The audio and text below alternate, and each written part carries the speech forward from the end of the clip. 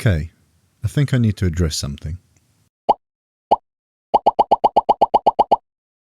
I'm flattered, I truly am. However, I am in fact not Tony. As I mentioned in my first video, I'm Eric, or engineer raised in Kingston if you're that way inclined. Very clever, I know. Acronyms are great. However, I understand if you're still skeptical. I would be too. After all, have you ever seen me and Tony in the same room? Alright, fine. I'll prove it to you.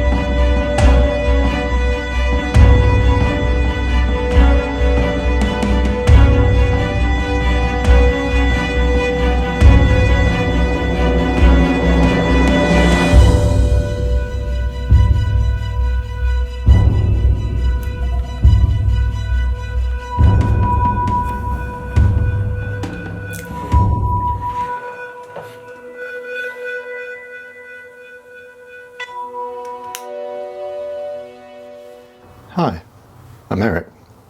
I don't believe we've properly met. Actually, this is ridiculous.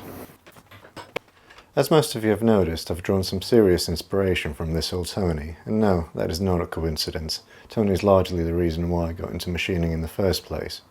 As you might have guessed, we're in my workshop, which is not actually a workshop in the conventional sense. It's a box room in my small London flat.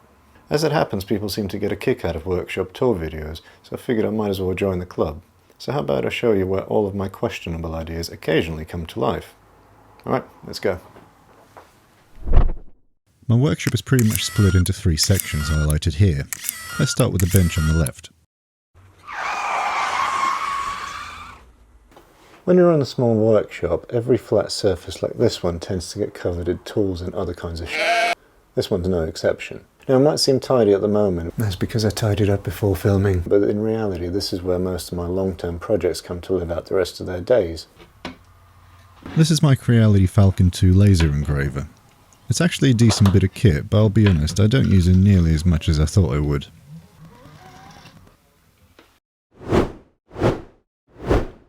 Now, I'm not going to go into intricate detail of the contents of every drawer, as this video would be 40 minutes long if I did.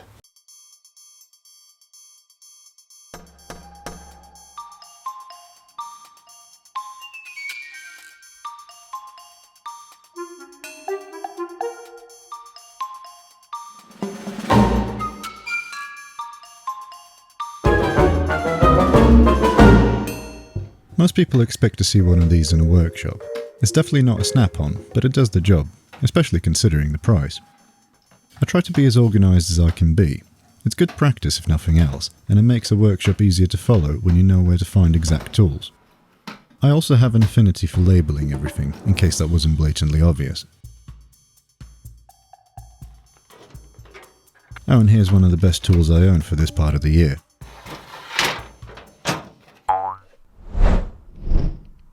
Moving right along, one of my favourite tools, the X1 Carbon by Bambu Labs. Not sponsored or anything, I just happened to live through the early days of manual bed levelling and constant print monitoring. This thing does away with all of that.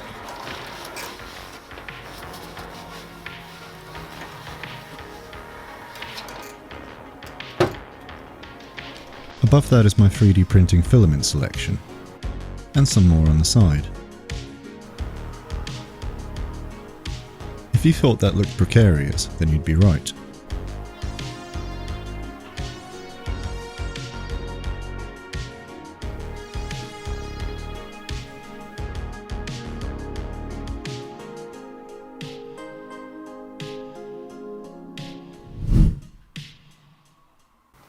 the healing mat.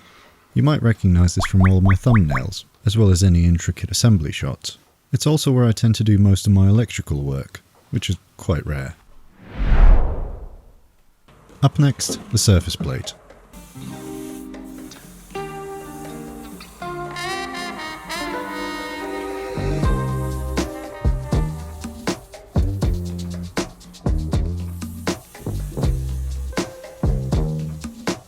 It's a precision ground slab of granite that has a consistent flatness of a specified tolerance, which is great for measuring and marking out parts.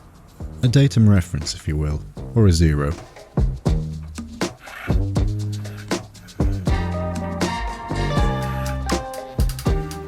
Whilst I'm down here, I can answer a burning question that literally nobody has.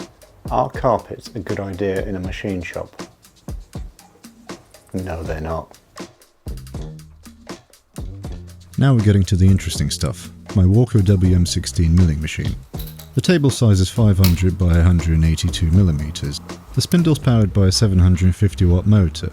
Once again, it's not a Bridgeport, and rigidity isn't something that's of great abundance here. However, with a bit of patience it can produce very respectable tolerances.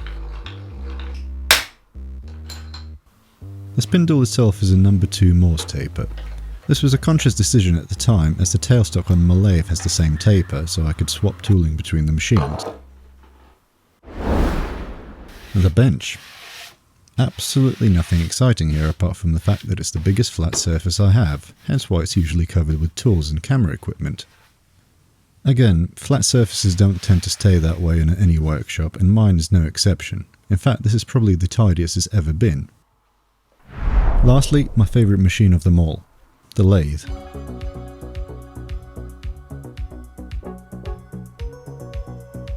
It's an Axminster SC4.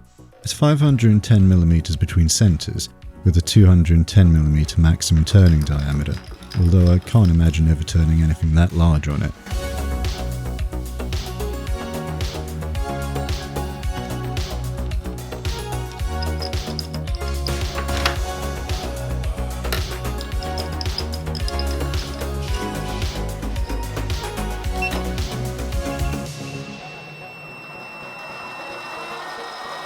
The main reason why I wanted this specific lathe is the power crossfeed.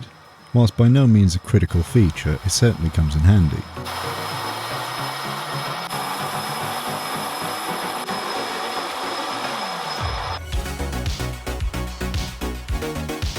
It's not a perfect machine by any means. For one, the tailstock is quite puny, and the rigidity leaves quite a lot to be desired. Also, it doesn't have a gearbox, so cutting threads gives me cold sweats.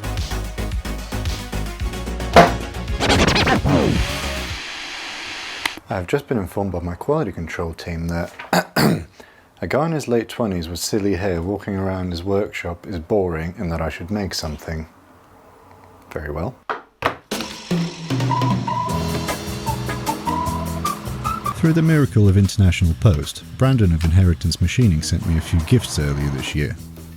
Among them were the first gears he made using his gear cutting tool. Somehow I doubt he suspected this would come of it.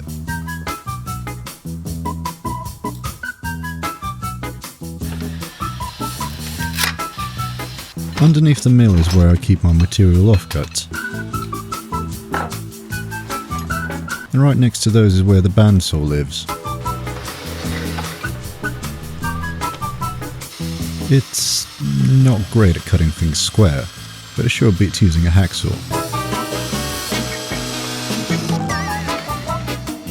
It also leaves very nasty burrs on the parts, which is a nice segue for the polisher. The Scotch-Brite wheel is a godsend for this kind of thing.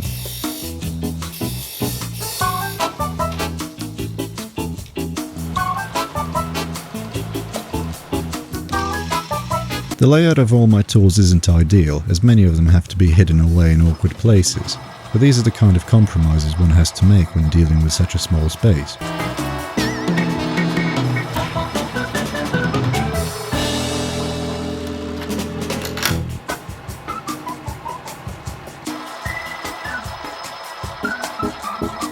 Right above the laser cutter bench is where I keep my drills, taps and other miscellaneous tools.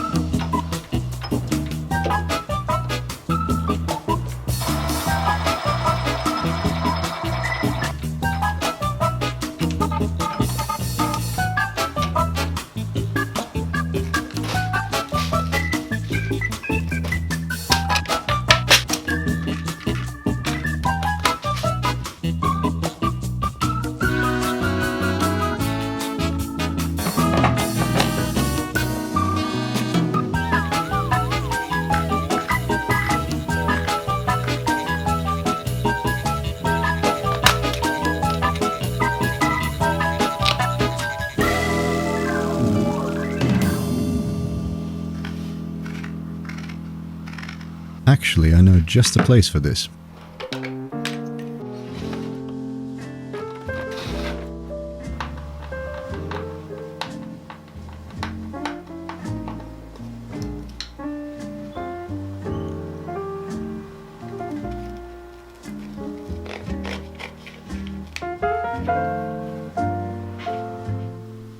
One benefit of this room is the high ceilings, hence why I try to utilise as much vertical space as I can.